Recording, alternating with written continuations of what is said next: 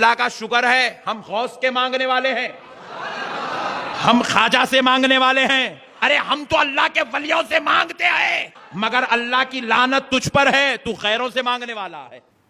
اللہ نے کسی بشر کو, کسی پیغمبر کو, کسی فرشتے کو, کسی نبی کو, کسی ولی کو, کسی قبر والے کو, کسی بزرگ کو, کسی بابا کو, اور عامل تو ہوتے ہی ایک نمبر کے الو کے, آگے آپ مسجد سے باہر نکل کے لگا دیے گا جو گالی مکمل کر لیے گا, کسی کے پاس کسی قسم کے اختیارات بولو نہیں ہے. ہاں اسباب کے تحت تو ہیں.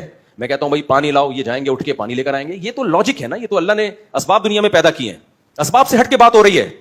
تو جو مشرک ہے نا, مشرک وہ کیا کرتا ہے, یا رسول اللہ مدد, اے اللہ کے نبی ہماری مدد کریں, یا رسول اللہ انظر حالنا, آپ ہماری حالت کو دیکھیے, واسمع قالنا, آپ ہماری باتوں کو سنیے. یا آج کل مسجدوں میں دعائیں چل رہی ہیں, عربی میں, پبلک کی سمجھ بھی نہیں آ رہی ہوتی, مقصد اس کا یہی ہوتا ہے, یا رسول اللہ آپ ہماری حالت کو دیکھیے. دیکھنے کا کیا مطلب ہے, پھر رحم کھائیے ہمارے اوپر, ہمارے حالات صحیح کر دیں. واسمع قالنا, ہماری باتوں کو سنیے. بھائی نبی صلی اللہ علیہ وسلم قبر میں ہیں, بشر میں یہ طاقت نہیں ہے کہ اتنی دور سے کسی کے کلام کو سن لے. معجزہ کے طور پر ہو سکتا ہے, لیکن معجزے کبھی کبھار ہوتے ہیں جب اللہ اپنی مرضی سے سنانا چاہے سنا دیتا ہے. ایسا نہیں ہوتا کہ اللہ نے مستقل اختیارات کسی کو دے دیے ہوں. مستقل اختیارات اگر اللہ کسی پیغمبر کو یا کسی بشر کو دے دیتا تو پھر اللہ سے مانگنا اور اس بشر سے مانگنے میں کوئی فرق نہیں رہتا. تو اللہ کہتا ہے تم غلاموں کو ایسے اختیارات نہیں دیتے, میں مخلوق کو ایسے اختیارات کیوں دے دوں,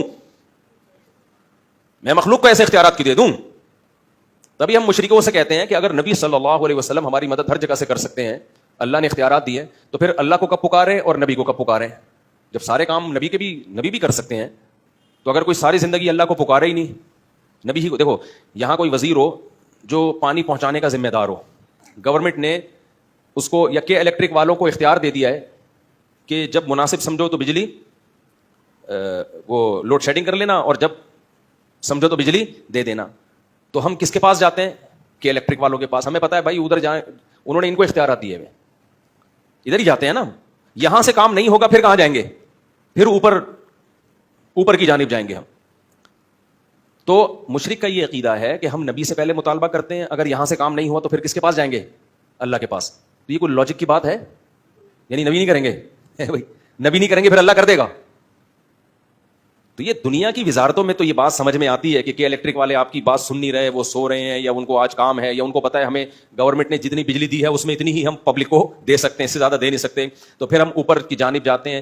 لیکن پیغمبر کو میرے بھائی اگر اللہ نے اختیارات دے رکھے ہیں تو پھر اس لیے دیے نا کہ پیغمبر کام کریں, پھر ہمیں اللہ کے پاس جانے کی ضرورت کیا ہے؟ یہ وہ سوالات ہیں جن کا مشرک کے پاس کوئی جواب بولو نہیں.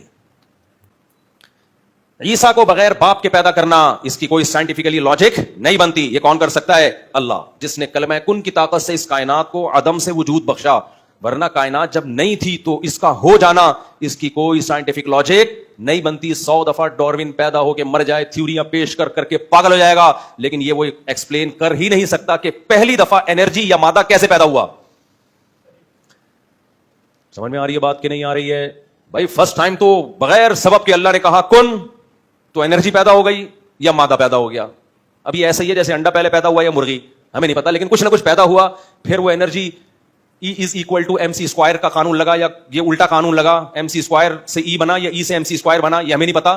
لیکن پہلی دفعہ تو میرے بھائی کچھ پیدا ہوا ہے, اور اس کے پیدا ہونے کا کوئی ذریعہ موجود نہیں تھا, کیونکہ اگر ذریعہ ہوتا تو سوال ہے کہ وہ ذریعہ کہاں سے آیا. تو گھوم پھر کے بعد کہاں جا کے پہنچتی ہے؟ اللہ تک. آپ کہہ سکتے ہو اللہ کیسے پیدا ہوا؟ بھائی بات آئنسٹائن نے جو E=mc² ہے نا, وہ اس مادے کے بارے میں فارمولا پیش کیا ہے, اور جو نیوٹن نے جو جتنی بھی فزکس کے لاس پیش کیے نا کہ یہاں حرکت نہیں ہو سکتی جب تک کوئی حرکت دینے والا نہ ہو, چینجنگ نہیں ہو سکتی چینجر نہ ہو, وہ اس مادے کے بارے میں کہا ہے. اللہ کے بارے میں سائنس نے اب تک فزکس کا کوئی قانون پیش کیا ہی نہیں ہے, کر بھی نہیں سکتے. تو اس پہ یہ کہنا کہ وہ ہمیشہ سے کیسے ہے, یہ کہنا آسان ہے.